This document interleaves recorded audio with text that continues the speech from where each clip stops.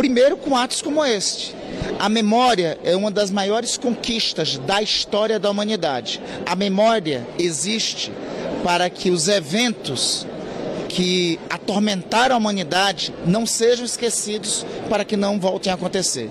Então, o significado desse teatro, em primeiro lugar, é isso. É para que não se esqueça, para que nunca mais aconteça.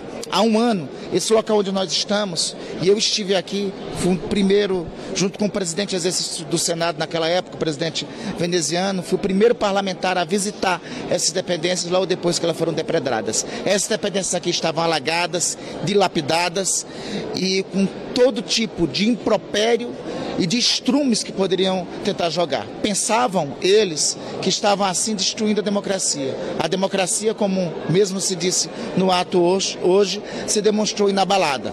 Mas o preço dela continuar inabalada, dela continuar presente com o melhor dos regimes existentes, é a unidade de todos os brasileiros. Porque patriota de verdade é quem defende a democracia e quem defende a república.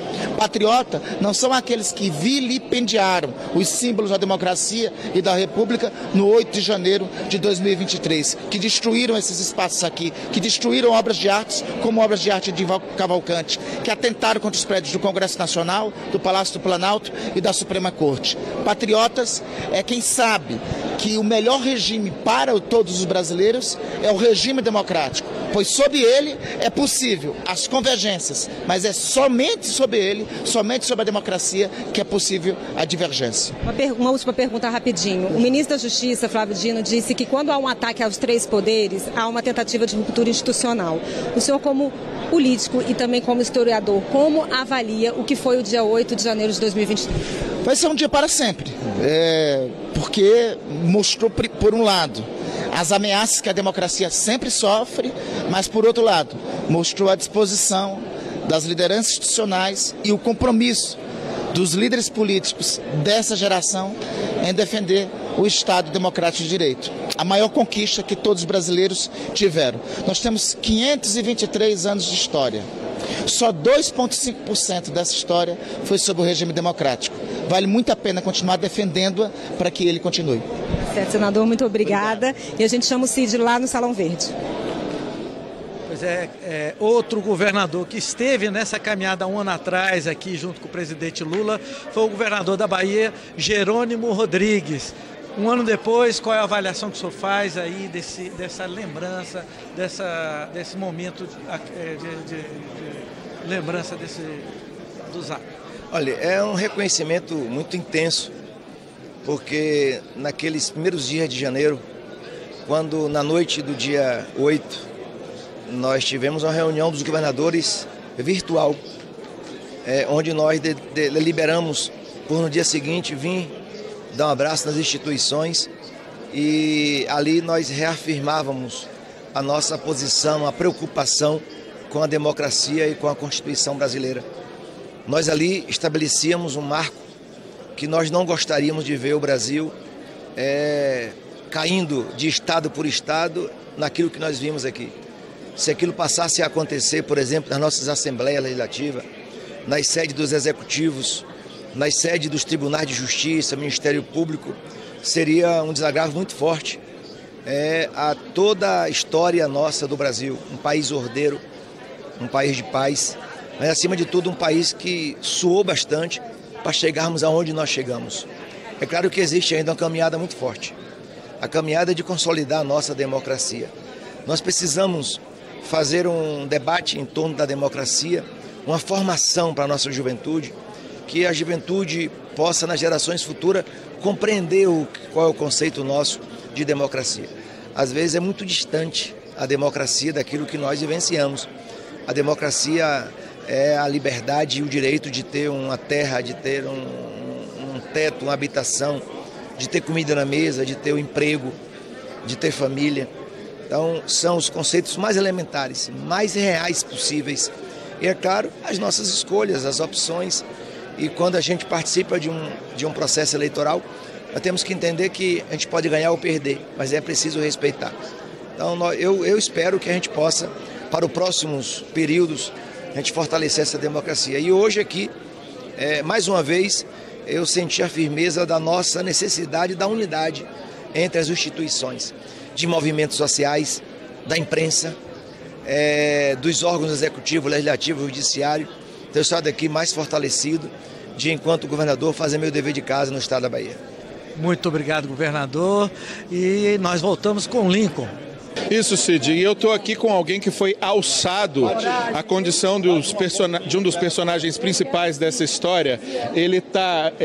estamos ao vivo já. Ele está tirando uma foto aqui com a governadora Fátima Bezerra, do Rio Grande do Norte, que veio dar um abraço nele, Ricardo Capelli, secretário executivo do Ministério da Justiça, mas que naquele dia 8 de janeiro foi, repito, alçado à condição de um dos personagens principais, porque ele se tornou o interventor federal na segurança pública do Distrito Federal e teve que, da noite para o dia, se tornar comandante da PM, alguém que precisava conhecer a fundo a instituição, precisava tomar conhecimento muito rápido da instituição e principalmente fazer uma interlocução que se mostrou bastante difícil com as Forças Armadas naquele dia especificamente.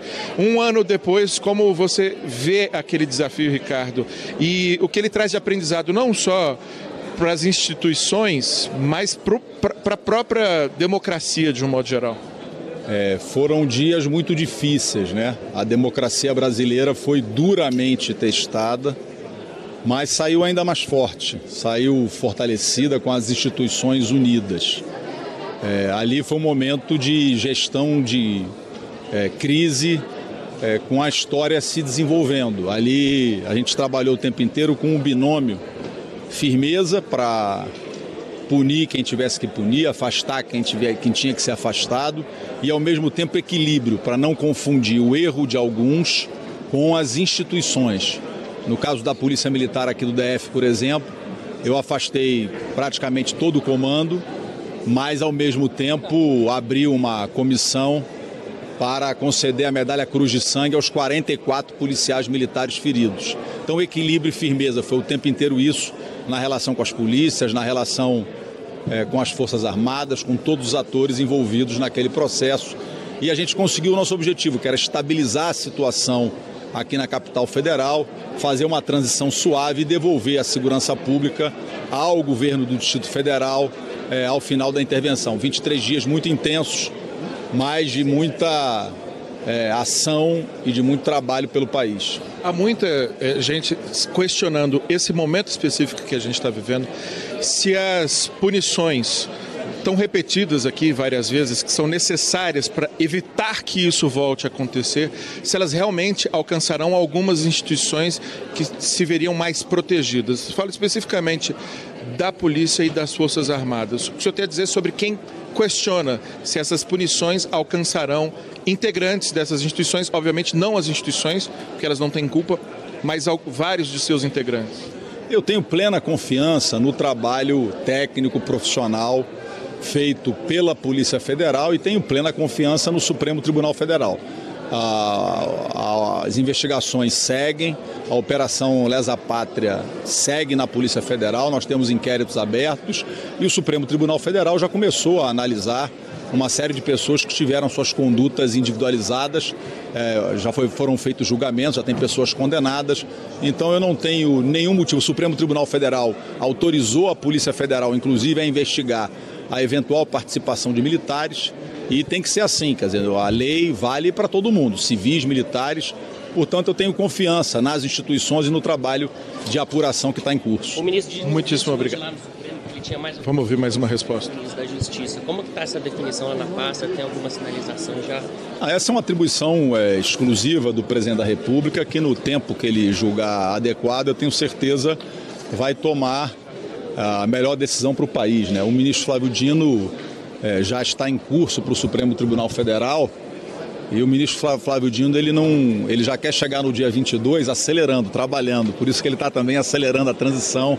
A gente deseja a ele todo o sucesso do mundo e tem certeza que o ministro Flávio Dino brilhará no Supremo, assim como brilhou em todas as funções públicas que ele assumiu ao longo da vida. E o futuro de Ricardo? Vai, portanto, então, Ricardo Capelli, secretário executivo do Ministério da Justiça, conversando aqui com toda a imprensa. Acabou que a nossa entrevista com ele virou uma entrevista coletiva com outros colegas.